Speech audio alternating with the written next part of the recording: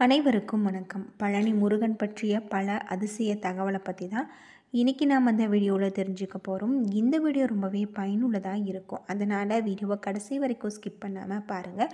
இது வரைக்கும் நம்ம சேனலை நீங்கள் இன்னும் சப்ஸ்கிரைப் பண்ணலைன்னா மறக்காமல் சப்ஸ்கிரைப் பண்ணிவிடுங்க. உங்களுக்கு பழனி முருகன் பிடிக்கும் அப்படின்னா பழனி முருகனுக்கு அரோகரா அப்படின்னு சொல்லிட்டு மறக்காமல் கமெண்ட் பண்ணுங்கள்.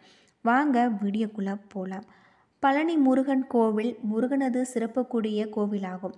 இது தமிழ்நாட்டில் மதுரையில் இருந்து 115 கிலோமீட்டர் மேற்காக உள்ள பழனியில் அமைஞ்சிருக்கு. இங்குள்ள முருகனது சிலை போகர் எனும் சித்தரால் உருவாக்கப்பட்டது. முருகனது கோவில் குன்றின் உச்சியில் அமைஞ்சிருக்கு. ஒரு நாள் நாரதர் கொடுத்த மிக அரிதான கிடைக்கக்கூடிய ஞான பழத்தை சிவபெருமானுக்கு படைப்பதற்காக கொண்டு வந்திருக்காரு. அப்போது அருகிலிருந்த உமையால் இந்த பழத்தை தனது குமாரன்களான குமரனுக்கும் விநாயகருக்கும் பகிர்ந்து கொடுக்கும்படி விரும்பியிருக்காங்க. ஆனால் பரமசிவனும் பழத்தை பகிர்ந்தால் அதனுடைய தனித்தன்மை போய்விடும் என கூறி தனது மைந்தர்கள் இருவர்களுக்கும் ஒரு போட்டியை அறிவிச்சிருக்காரு. அதில் உலகத்தை யார் முதல்ல சுற்றி வருகிறோ அவர்களுக்கே அந்த ஞான பழத்தை பரிசாக அறிவித்திருக்காரு. குமாரனோ தனது மயில் வாகனத்தில் ஏறி உலகத்தை சுற்ற கிளம்பியிருக்கார். விநாயகரோ தனது பெற்றோரை வணங்கி உலகமே என கருதி அவர்களை சுற்றி வந்து ஞானப்பழத்தை வென்றிருக்காரு. இதனால் ஏமாற்றம் அடைந்த முருகன் ஞானப்பழம் கிடைக்காத கோபத்தில் பழனிமலைக்கு சென்றிருக்காரு. பழனிமலை அங்கே வருவதற்கு உதவியாக இருந்தவர் இடும்பன். அவர் பெரிய தராசின் மூலம் பழனிமலையும் இடும்ப மலையும் தூக்கி கொண்டு வந்து வைத்திருக்காரு. புராணங்களின் இப்படி பெயர் காரணம் வழங்கப்பட்டாலும் பழனம் என்ற பழந்தமிழ் சொல்லின் அடிப்படையாக உருவான பெயரே பழனி. பழனம் என்ற சொல் விளைச்சலுக்கு தருகின்ற நிலத்தை குறிக்கும். அப்படிப்பட்ட நல்ல விளைச்சல் தரு நிறைந்த பகுதி என்பதால் பழனி என பெயர் பெற்றிருக்கு. முருகனின் சிலை நவபாசானத்தால் சித்தர்களின் ஒருவரான போகரால் வடிவமைக்கப்பட்டிருக்கு. நவபாசானம் எனப்படும் 9 வகையான நச்சுப் பொருட்கள் சேர்ந்தது. இந்த நச்சுப் பொருட்கள் செதில்கள் கொண்டதாகவும் சொல்லப்படுது. தற்போது இந்த சிலை சிறிது பழுதுபட்டிருக்கு. இரவில் இந்த சிலையில் பூசப்பட்டுள்ள சந்தன காப்பு காலையில் விஸ்வரூப தரிசனம் செய்யும் போது அனைத்து பக்தர்களுக்கும் சிறு விலை பிரசாதமாக வழங்கப்படுகிறது. இது மிக சிறந்ததாக மருந்தாக கருதப்படுது. போகர் தமிழ்நாட்டில் உள்ள பிரபலமான சித்தராவர். இவர் நவபாசான சிலையை செய்ததே மிக சுவையான தகவலாக சொல்லப்படுது. அகத்திய முனிவருக்கும் போகருக்கும் தொழில் ரீதியாக போட்டி இருந்தது. அகத்தியர் தன்னை நாடி வருபவர்களுக்கு பஸ்பம் விழை என மருத்துவங்கள் அளித்து நோயை குணப்படுத்தி வந்திருக்காரு. போகரும் நவபாசனம் கொண்ட செய்த சில வில்லைகளை தன்னுடைய நாடி வயதானவர்களுக்கு அளித்திருக்காரு. அகத்தியரின் மருந்துகளால் சீக்கிரம் மக்கள் குணமடைந்து வந்திருக்காங்க. ஆனால் போகரின் மருந்துகள் வீரியம் கொண்டுள்ளதால் மிக பதிமான மக்கள் உயிரிழந்திருக்காங்க. இதை கண்ட போகர் நவபாசானத்தில் ஒரு சிலை செய்து அதன் மீது சந்தனத்தை பூசினால் அதிலிருந்து ஒரு குண்டுமணி அளவுக்கு வில்லையாக தன்னை நாடிபவர்களுக்கு அளித்து நோயை குணப்படுத்தி வந்திருக்காரு. அது மட்டும் இல்லாமல் இந்த கோவில் பல்வேறு சிறப்புகளை கொண்டிருக்கக்கூடிய ஒன்றாக சொல்லப்படுது.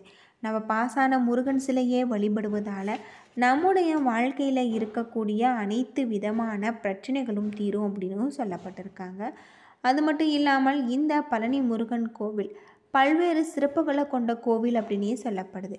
முருகனின் அறுபடை வீடுகளில் 2வது படை வீடான முருகன் சிலை பல்வேறு சிறப்புகளை கொண்டிருக்கக்கூடியதாக இருக்குது.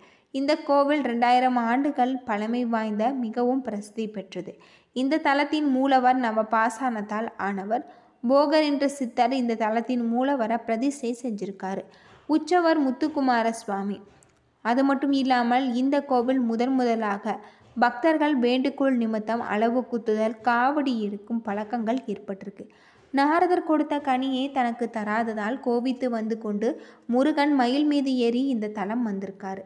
சமாதானம் செய்ய அம்பிகை பின்தொடர்ந்து வந்திருக்காங்க. முருகன் அவளை பின்தொடர்ந்து வந்திருக்காங்க. அம்பிகை சிவன் இருவர் மேலும் கோபத்தில் இருந்ததால் முருகன் பழனிமலையில் வந்து தங்கியிருக்காரு. அம்பிகை இங்கு மகனை சமாதானம் செஞ்சுருக்காங்க. ஆனால் இருக்க முடிவதாகவும் இங்கேயே இருக்க விரும்புவதாகவும் விடாப்படியாக சொல்லிவிட்டிருக்காரு. பிற்காலத்தில் இந்த இடத்துல முருகனுக்கு கோவில் எழுப்பப்பட்டது. பிற்காலத்தில் இந்த இடத்தில் முருகனுக்கு சிலை அமைக்கப்பட்டதாகவும் சொல்லப்படுது. அது மட்டும் இல்லாமல் குழந்தை வேலாயுதர் என்ற பெயர் வர காரணம் முருகன் குழந்தை வடிவத்தில் இருப்பதே இதற்கு காரணம் அப்படின்னு சொல்லப்படுது. முருகன் முதல்ல கோவித்து வந்த நின்ற தலம் என்பதால் மலை அடிவாரத்தில் இருக்கக்கூடிய திரு ஆவினங்குடி தலமே 3வது படைவீடு. இங்கு முருகன் மயில் மீது அமர்ந்த கோலத்தில் காட்சியளிக்கிறார். முருகன் குழந்தை வடிவமாக இருப்பதால் இவருடன் வள்ளி தெய்வானை இல்லை. இவர் சிவனின் அம்சம் என்பதால் இவரது கருவறை சுற்றுச்சுவரில் வள்ளி தெய்வானை அப்படி இருக்கிறதாகவும் சொல்லப்படுது. சண்டிகேஸ்வரர் இருக்கார். பழனிக்கு செல்பவர்கள் முதல்ல இங்கே இருக்கக்கூடிய 4 கிலோமீட்டர் தூரத்தில் இருக்கக்கூடிய பெரு ஆவடியாரை தரிசித்து விட்டு பின்னர் பெரிய நாயகம் தரிசித்து விட்டு வர வேண்டும். அது மட்டும் இல்லாமல் இந்த கோவில் பல்வேறு சிறப்புகளை கொண்டிருக்கக்கூடியதாக இருக்குது. பழனி முருகன் பல்வேறு சிறப்புகளையும் அதிசயங்களும் கொண்ட கோவில். மலைக்கோவில் தண்டாயுதபாணியை வணங்க துன்பங்கள் அனைத்தும் அவதியாகும் அப்படின்னு சொல்லப்படுது. இந்த கோவிலின் மூலவர் சிலை திரு ஆவினங்குடி குழந்தை வேலாயுதர் எனவும் அழைக்கப்படுறாரு. இப்படி பல்வேறு சிறப்புகளை கொண்ட கோவிலாக பழனி முருகன் தண்டாயுதபாணி கோவில் அமைஞ்சிருக்கு. அது மட்டும் இல்லாமல் அதற்கு ஒரு புராண கதையும் இருக்குது. அகத்தியர் மாமுனிவர் தன் இடுப்பில் இருந்த சிவகிரி சக்திகிரி என்னும் 2 மலைகளை எடுத்துக்கொண்டு சென்றிருக்காரு. தன் சேவகனான இடும்பனிடம் இந்த 2 மயில்களையும் தூக்கி வந்து வைக்க சொல்லியிருக்காங்க. தனது படை தளபதியான சேவகனிடம் இதுபோல செய்திருப்பதால் இந்த மலை இங்கு பழனி என பெயர் காரணம் பெற்றிருக்கு. அது மட்டும் இல்லாமல் இடுமனால் மலையை தூக்க முடியவில்லை. கோபமுற்று முருகன் இடுமனின் அழிக்க இடுமன் இருந்திருக்கார். பின்னர் இடுமனை தனது பக்தியாக ஏற்றுக்கொண்டு முருகன் இடுமனை போல காவடி சுமந்து தன்னை வழிபடுவர்களுக்கு சகல சௌபாக்கியங்களும் கிடைக்கும் உண்டாகும் என்றும் சொல்லியிருக்காரு. இன்று முதல் பழனி மலைக்கு காவடி எடுக்கும் பழக்கம் ஏற்பட்டிருக்கு. இங்கு இருக்கக்கூடிய மூலவர் சிலை 18 சித்தர்களில் ஒருவரான போகர் என்ற சித்தரால் உருவாக்கப்பட்டது.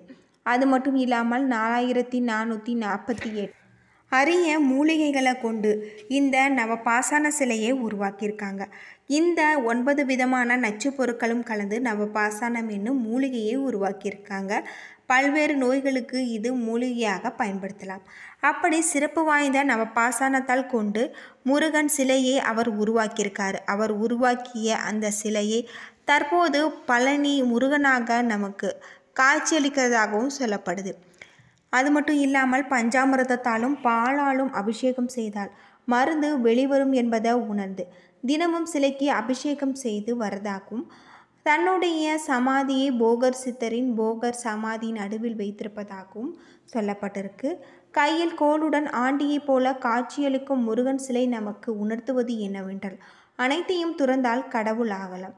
கோவில் மூலவர் சிலை முருகன் அவ்வழியே வந்த சேரமான் பெருமாள் கனவுல தோன்றி சிலையை மீட்டு கனவின் மீது கொடுக்கும்படி வென்றிருக்காங்க. இந்த கோவிலை கட்டினாலும் அது வரலாற்று குறிப்பில் சொல்லப்பட்டிருக்கு. பெரும்பாலும் தமிழக மக்கள் கோவில்களில் முருகன் சிலை மூலவர் சிலை கிழக்கு பார்த்து அமைந்திருக்கும். ஆனால் இங்கு வடக்கு பார்த்து அமைஞ்சிருப்பது தனி சிறப்புக்குரிய ஒன்று. இதற்கு காரணம் சேர மன்னன் அப்படின்னே சொல்லலாம். அது மட்டும் இல்லாமல் உச்சிகால பூஜைகள் மடிந்த பின்னர் ஒளி ஒடிக்கப்படும். இந்த ஆலயத்தின் ஒளியானது 100 கிலோ எடைகளை கொண்டிருக்கக்கூடியதாகவும் சொல்லப்படுது. வைகாசி விசாகம் பங்குனி உத்திரம் தைப்பூசம் போன்ற பல்வேறு சிறப்புகளை கொண்டிருக்கக்கூடிய ஒரு கோவிலாகவும் சொல்லப்படுது. என்ன நண்பர்களே, இந்த வீடியோ உங்களுக்கு பயனுள்ள தகவலை தந்திருக்கும்னு நினைக்கிறேன். வீடியோ பிடிச்சிருந்தால் லைக் பண்ணுங்கள், ஷேர் பண்ணுங்கள், கமெண்ட் பண்ணுங்கள். இதுபோல் தகவலை தெரிஞ்சுக்க நம்ம சேனலை மறக்காமல் சப்ஸ்கிரைப் பண்ணிவிடுங்க. நன்றி நண்பர்களே.